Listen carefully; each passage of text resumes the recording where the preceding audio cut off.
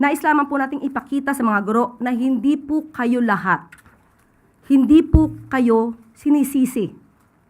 Ito ay pagpapaalala. Gusto lang po natin ipaliwanag at mukhang nagkakaroon po ng misconception, misinterpretation, misunderstanding sa ating nabanggit kahapon. Unang-una ay wala po tayong sinisisi na mga guro. Ito ay pagpapaalala sa ating mga kagalang-galang na mga guro kung ano po ang kanilang malaking role bilang tagahubog ng magandang kaugalian, lalong-lalo na sa mga kabataan. Ang ating pong sinabi ay ito po. Dapat na ang mga kabataan natin ay naggagabayan. Hindi lamang ng kanilang mga magulang, kundi sa kanila mismong paaralan. Tama naman po yun. At wala itong pagsisinungaling. At ito din po ang ating nabanggit. Minsan na pong nakita, mismo ang ibang guro ay lumalabag sa itong klase ng moralidad. Sila minsan ay nagtuturo sa kanilang mga estudyante kung paano maging walang modo, lalong-lalo na sa mga nakakatanda o sa ibang tao. So, kung sila man ay mayroong naramdaman na galit dahil sa ating tinuran, muli, gusto lang natin ipakita dahil baka hindi alam ng ating mga guro yung ibang nangyayari sa mga ginagawa ng ibang guro. So, nais ko pong ipaliwanag kung saan po ito nagmula para hindi po sila maiba ang kanilang pananaw sa ating sinabi. Dahil gusto ko rin po namang mapatunayan na itong ating sinabi ay naaayon din po sa mga naimbestigahan.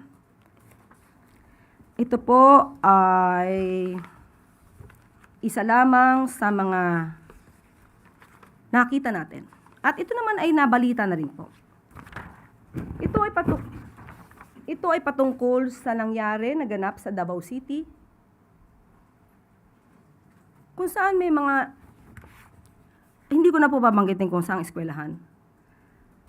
Dito po ay mga estudyante mismo, may mga sinasabi habang nandoon ang Pangulo. Mahirap banggitin yung mga words. Hindi katanggap-tanggap para mga kabataan ang magsalita ng ganito. So, ibibigay ko na lang siguro sa inyo kung ano yung mga sinabi nila. Yung isa nag-start sa letter B, yung isa nag-start sa letter Y, yung isa nag-start sa letter M and H. So, mga salitang hindi sana namumutawi sa ating mga kabataan. Ako mismo ang nagkipag-ugnayan kay Secretary Sani Angara patungkol po dito. At nung una po ay nagkaroon ng pag-deny ang pamunuan. Ngunit nung mas malalim na pag-iimbestiga, nalaman natin ang katotohanan patungkol sa mga ginawa ng mga estudyante. At isa pa po ito, maliban po dito, at ngayon po ito ay under investigation pa rin po. Isa po itong video. Isa po itong video na gawa ng isang guro. Di na po namin babanggitin kung sino po ito at kung anong paaralan. Dito po, mismong estudyante niya, ang tinuruan niya ng mga salitang mapang-insulto. At ako rin po ang nakipag-ugnayan mismo kay Secretary Sani Angara upang ito ay ma-call out, malaman kung ang video na ito ay verified, kung totoo. At umamin po ang guro na totoo niyang ginawa. At siya po ay nagbigay ng paumanhin. At sa ngayon po, ang kasong ito, meron na pong kaso ng administrative case laban sa nasabing guro. Muli, bilang respeto, hindi na po natin babanggitin ang pangalan po niya. At dahil po dyan, sa pangyaring yan, ay naglabas po ng reminder on responsible use of social media by all DepEd personnel. Ito po ay nilabas noong August 11, 2026 ng DepEd mismo. kung saan sinasabi, this office has received reports of social media posts involving teachers and other school personnel that professionalism expected of DepEd personnel. So may mga lumabag po sa mga tamang kaugalian na nakikita ng kanila mismo mga estudyante. So nauunawaan po natin kung saan po nanggagaling ang ating mga guro, pero wag po nila sanang masamain kung atin lamang nire-remind at pinapaalalahanan na muli na napakalaki po ng inyong role bilang pangalawang magulang sa ating mga kabataan at hindi ko po kailanman hindi bibigyang galang ang mga guro. Dahil ang aking ina, hindi pa po ako pinapanganak, ay isang public school teacher sa Malolos Marcelo H. Del Pilar High School. Hanggang siya ay namayapa, nanatili po siyang guro. So muli, nais lamang po nating ipakita sa mga guro na hindi po kayo lahat, hindi po kayo sinisisi. Ito ay pagpapaalala. At sa mga ganito po, kung meron po kayo nakikitang mga inyong mga kasamahan na maaaring lumalabag sa alintuntunin para sa mas magandang pagtuturo sa ating mga kabataan, ay kayo na po rin ang tumulong sa ating pamahalaan. At ito rin po ay makakatulong sa ating mga kabataan. Hindi po natin to pwedeng hindi isang mga paaralan. So sa ganito po ay nais po nating sabihin sa ating mga guro, napakalaki po ng inyong mga katungkulan para sa paghubog na magandang kaugalian, magandang asal or magandang attitude sa ating mga kabataan. At sa ACT Teachers Party List, hindi po ito paninisi. Sana ilagay po natin sa tamang konteksto ang aking sinabi. Hindi ito pag-atake sa mga guro.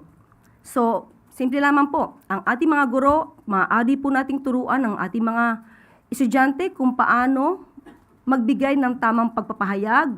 Kung meron silang sasabihin against the government, karapatan po yan. Pero iba po ang pagtuturo ng freedom of expression at iba rin po ang pagtuturo kung paano ito isasagawa nang walang pang-iinsulto at walang pakita ng maling pag-uugali. So kahit sino po ang ating maging presidente, ito pong aralin ito ay dapat na manatili sa atin. So siguro tanungin na lang po natin ang ACT Party or ACT Teachers Party List. Sa ganitong naipakita natin na nangyari ng mga paglabag ng ibang mga guro, hindi po lahat hindi ko never kung sinabi na lahat. Ano po ba kaya ang nagawa nila para mas maiangat natin ang tamang kaugalian sa ating mga kabataan? Tingnan po natin kung nakondena ba nila itong mga isang teacher, yung ibang mga teachers na nagsagawa ng ganitong pagtuturo ng maling asal sa ating mga estudyante. So muli, ang mga teachers po, iginagalang po natin yan. Malamang ay nagkaroon lamang po ng misinterpretation dahil yung nagpalabas ng opinion ay malinaw po agad.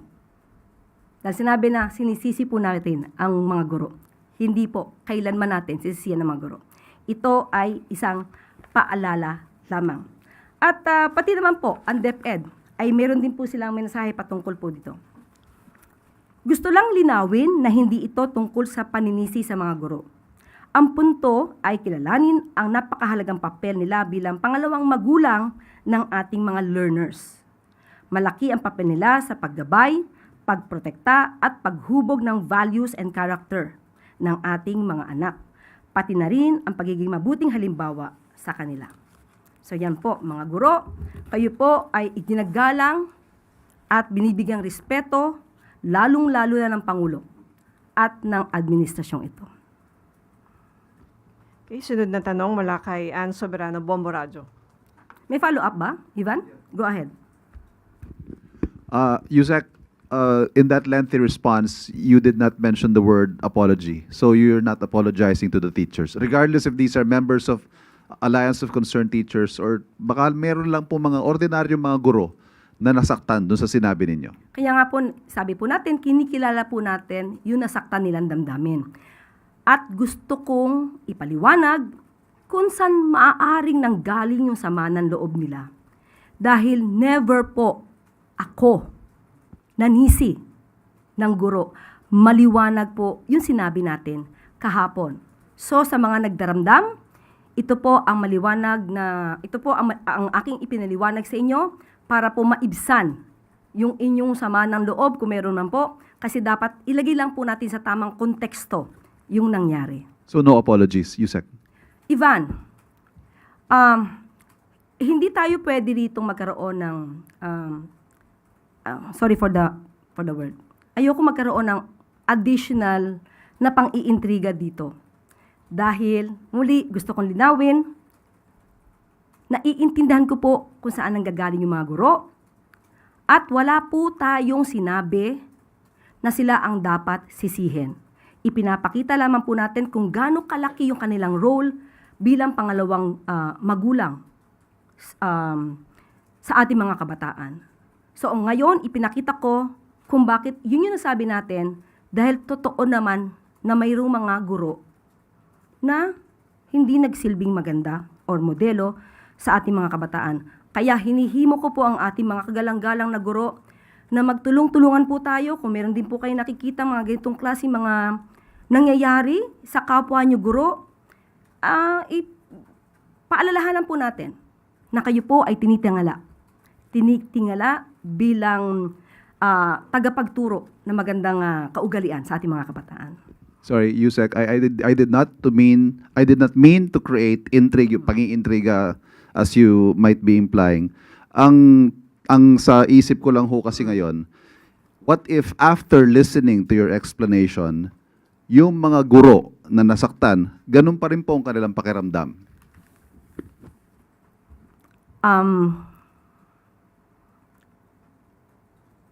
Iniisip ko, saan ba dapat nasabihin kong mali ako? Sa ngayon po, saan iniisip ko dahil maliwanag yung aking pagkakasabi, nagkaroon lang na maling konteksto nung sinabi ng ACT Party List or ACT Teachers na sinisisi ko ang mga guro. Wala po akong sinabi na sila ang may kasalanan. Kahit ulit-ulitin po nila yung ating sinabi, yan po ay pagpapaalala lamang na sila po ay mga iginagalang na guro na maghuhubog ng tamang kaugalian sa ating mga kabataan. So, siguro po ang dapat na magbigay ng paumanhin ay yung bigay ng maling konteksto sa ating sinabi. Dahil marami nagsasabi na walang guro na nagturo ng mali. Ipinakita ko po sa inyo ngayon ang mga guro na nagkaroon ng pagkakamali at yan din ang ayaw nating pamarisan pa ng iba pa nating mga kababayan. Okay. Ann Soberano. Yusek, good afternoon. Yusek, I just want to get the reaction ng Palasyo regarding po sa dalawang insidente ng pamamaril no, sa mga paaralan. Una po sa Tacloban and then kahapon po sa Ateneo de Zamboanga. May mga naglalabas po, may lumalabas po na nagdulot ito ng pangamba tungkol sa posibleng copycat effect, Yusek. So ano po yung reaksyon ng Palasyo dito at may natanggap na po ba ang Palasyo na assessment mula sa PNP or DepEd kung may iba pang mga credible na banta sa mga paaralan? Opo, medyo kailangan na rin po natin siguro alamin kung paano ibabalita itong mga ganitong klaseng sensitibo na pangyayari, lalo-lalo na apektado ang mga minor de edad. May nakapagsabi na rin na dapat din tayong maging maingat sa paglalahad At baka nga pamarisan dahil isipin ng mga kabataan na sa ganung edad ay wala namang maaaring makulong. Hindi po kasi ito ang dapat na talagang naituturo natin sa ating mga kabataan. Ang dapat nating itinuturo ay ang tamang pag-uugali, paano igalang ang ating ang kapwa, at kung paano makitungo sa ating mga kaklase, sa ating mga guro, sa mga elders. At napag-usapan na rin po namin kanina na Secretary Dave Gomez ang patungkol dyan. At ito po ang mensahe niya patungkol po sa paglalahad ng mga balitang katulad ng nangyari. And I quote, "We reiterate our position that in incidents involving minors, all state media must exercise the highest level of caution in how such tragedies are reported. We will not impose restrictions on private media organizations. However, we respectfully appeal to them to exercise extreme care and responsibility in their coverage. In particular, we ask for restraint in reporting that may compromise the dignity, safety, and privacy of minors, the bereaved families, and the ongoing response and investigation efforts, and to avoid details that may encourage copycat acts." So yun po ang mensahe ni Secretary Dave Gomez. At patungkol naman po sa ginagawa po ng DepEd, ito po ang mensahe ng pamunuan po ng DepEd. Kahit bago pa magsimula ang school year noong June at lalo na pagkatapos ng insidente sa Tacloban, inatasan na po ng Pangulo ang DepEd na magsagawa ng nationwide school safety audit. Na i-present na rin po sa Pangulo ang results at mga ginagawa ng DepEd tulad ng bag inspection, paglalagay ng metal detectors at CCTV at pagdagdag ng security guards lalo na sa malalaking schools. Ngayong school year, ipinatupad na rin po ng DepEd ang strengthened school safety protocols alinsunod sa utos ng Pangulo noong nakaraang taon. Sa August 25, magkakaroon din po ng nationwide school safety drill para mas maging handa ang ating mga paaralan. At may report din po ang PNP.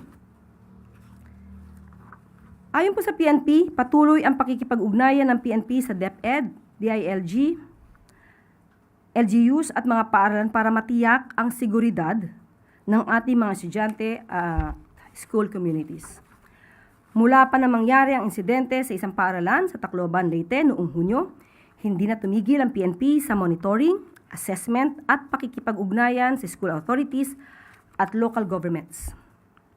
Ngayong nagkaroon ng panibagong insidente sa Zamboanga kahapon, patuloy nating nire-review ang security situation at mga existing measures sa mga paaralan, lalo na kung may kailangan dagdagan o ayusin. At ito pa rin ang patungkol naman sa copycat. Tungkol naman sa posibilidad ng copycat threats, hindi tayo dapat magbigay ng konklusyon hanggat wala tayong validated information kung may report ng isang particular o credible na banta. Agad nating itong i-validate at i-assess ng ating mga kapulisan kasama ang mga concerned agencies. May existing security measures at coordination mechanisms na tayong ginagawa sa local level at patuloy natin itong ina-assess depende sa sitwasyon ng bawat lugar. Kung may karagdagang nationwide measures or standardized school safety protocols na ipatutupad, makikipagtulungan ng PNP sa DepEd, DILG, LGUs at iba pang concerned agencies. Ang focus natin ay prevention. Maagapan ang anumang banta, mabilis na reporting, tamang assessment, at close coordination para sa agarang police response. May mga operational details din tayong hindi muna pwedeng ilabas para hindi makompromiso ang security measures at maiwasan ang unnecessary alarm sa publiko. Yan po ang mensahe ng pamunuan ng PNP. Sunod na tanong mula kay Clizel Pardilla, PTV. Good morning po, Yusek. Yusek, batay po dun sa submitted 2027 NEP, how much has been allocated to strengthening security in schools at ano po yung mga nakapaloob? How committed is the President to securing the necessary budget po for school security measures? Opo, sinabi po mismo ni Secretary Sani Angara na isa ito sa kanilang tututukan at paglalaanan po ng pondo. Hindi po natin nakuha yung pinaka-eksakto na amount kung magkano ang ilalaan dito. Pero ayon na rin po sa DBM, the proposed fiscal year 2027 national budget provides funding that schools may use for security requirements as part of their regular operations. For public schools, provisions for security services are generally lodged under their maintenance and other operating expenses, MOOE, and regular programs, rather than presented as single, separate budget item labeled school security. So, maasahan po na mayroon pong ilalaan na pondo para po sa mas pinaigting na seguridad sa ating mga kabataan, lalo-lalo na sa mga eskwelahan.